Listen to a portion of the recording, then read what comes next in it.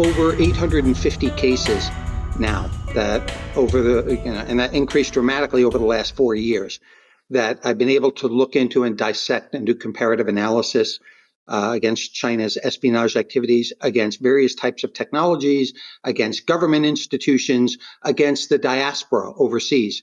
And when you have that many cases that you're working with, you drive out a lot of details on their operational tradecraft.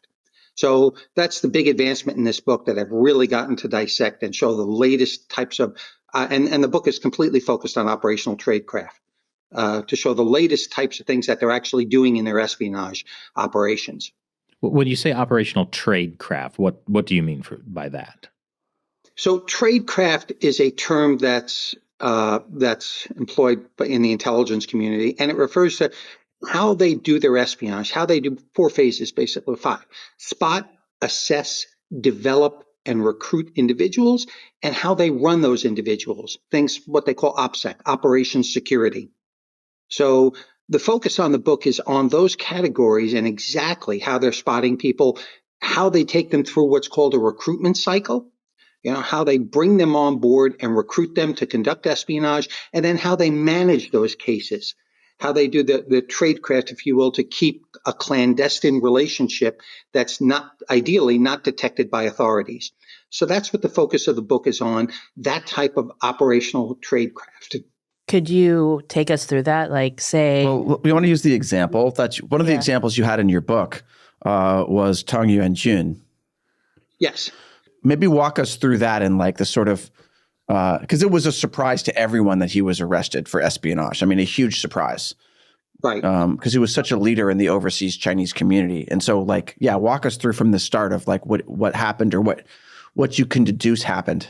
One of actually several examples that we've seen in the last, let's say, 4 years or so. And in Tong's case, it was an emotional, what we call an emotional recruitment. He was, he wanted to see his mother who was in dire straits back in China. And he hadn't been back, obviously, because he was a leader amongst dissidents. And hadn't been back to China. And he got in discussions with a friend of his from his hometown, who connected him with the Ministry of State Security officials. He came across an agreement with them, formed an agreement with them on getting access to his mother. They actually set up a webcam in his mom's house, so that he could see her and his brother, who was, bound to a wheelchair. So they set that up, and he made a couple of trips back home. And in the trips, he stopped off in different places, like here to Korea, and then stopped, and then took a separate trip from Korea to China. And that's to break the pattern of travel, right? So he didn't go directly. One of the extraordinary things we saw in that case, first time we've seen this, that they polygraphed him. The Chinese side? Yeah, the Chinese side. Never seen that before. So first application of a polygraph. They also got some interesting information they requested. Now, if you talk to him, real quick, why do you think they did the polygraph? A polygraph is almost, I won't say standard, but frequently done to make sure that you're A, being honest with what you tell that service, and B, that you're not a directed agent. You're not working on behalf of, in this case, maybe the FBI to feed false information. So many intelligence services across the globe apply polygraphs to their recruited assets, and they do it over time. They do once, and then a year later they'll do another time, that type of thing, to make sure that person has not been co-opted by another intelligence service and is reporting to dual sources or feeding false information. Right, so it's a standard practice, but we haven't seen it on the part of China's Ministry of State Security until now. Right. So, I mean, just for viewers who are not super familiar with this case, he had spent time in prison in China some time ago for his dissident activities, right? And then when he came to the U.S., he was the chair of the China Democratic Party United Headquarters in New York. Right. So he'd organized events, gotten a bunch of different Chinese dissidents to come, and the MSS took advantage of that, the Ministry of State Security, and they had him reporting on all other dissident organizations, even at things like rallies he would take pictures with his phone, and they set it up so those pictures would immediately be uploaded into an online account that they had access to. So there were a lot of techniques that they used to collect what they could in his circles, which is activities of his own and other dissident organizations. And he was a leader in the dissident community, well trusted by others. Yeah, I mean, it's just such a tragic shock, I think. Go ahead. But he was eventually caught, right? He was. He was eventually caught, and things kind of go a little awry here. He actually believed to have sent out a note to all his fellow dissidents apologizing for what he had done, explaining it and apologizing.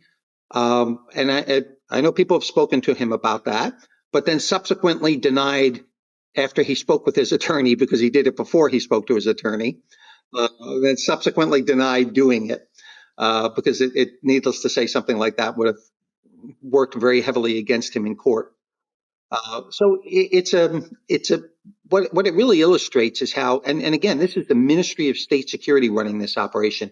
So it's not like the Ministry of Public Security, the United Front Work Department. It's actually China's core intelligence agency running to collect on dissidents abroad.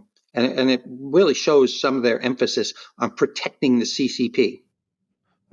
Can you talk about, were there things in his case that were part of, like, you were talking about the standard tradecraft, operational tradecraft. What was in his case that you see across these cases? Well, let's talk about the standard tradecraft that we're seeing evolve, right? And you can see some correlations with him.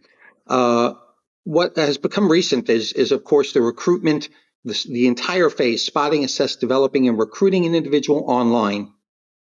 China's at a point they're mastering it.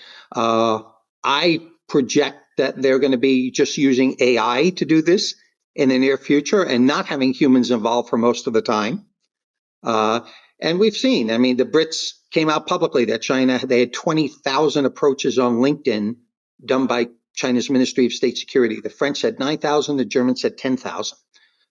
So it's an extraordinarily inexpensive form of espionage where they approach people online. It's cash-based. There is no risk to the Foreign Intelligence Service, right? There's no intelligence officer is going to get arrested on the part of China. So there's zero risk. It's inexpensive to do. No travel is involved. Nothing in the case. And there's plausible deniability, right? Someone gets caught and China says, we have nothing to do with it. Why are you blaming us? So it's a new evolution. But with that, we see, of course, payments have to be online. So we see the use of Binance for that. We've seen Apple Pay. We've seen PayPal, all being used to pay assets. Different cover stories constructed on how to recruit individuals. Most times now we see think tanks as China doing. In fact, China uses actual think tanks as cover to approach people and say, would you like to write a paper in your area of expertise? Using the name of an actual think tank as cover. We've seen the Atlantic Council and a number of other ones that they've actually used as cover for their activities. Wait, so does the Atlantic Council know about this? Not until this broadcast. No. Okay. Wow. No, they did not. And in fact, it's some of the people, I looked at the emails that were involved in this particular case, and they're just misspelled. So I'm from the Atlantic Council. Forgive me for using my home email, but and infoing other persons in the Atlantic Council. But when you look very carefully at the emails, they're misspelled. So it's like council with an E instead of an I or something. Well, something like that, or an extra C in the email addresses. And if you don't look carefully, you'll miss it. But that's very clever. Yeah. So we see, and again, they do it by the tens of thousands. That was just one clip from our hour-long podcast. I invite you to watch the whole thing at our community platform, ChinaUncensored.tv. You get full interviews, audio downloads, plus exclusive live streams, and lots more stuff. So go to ChinaUncensored.tv and subscribe. I'll see you there.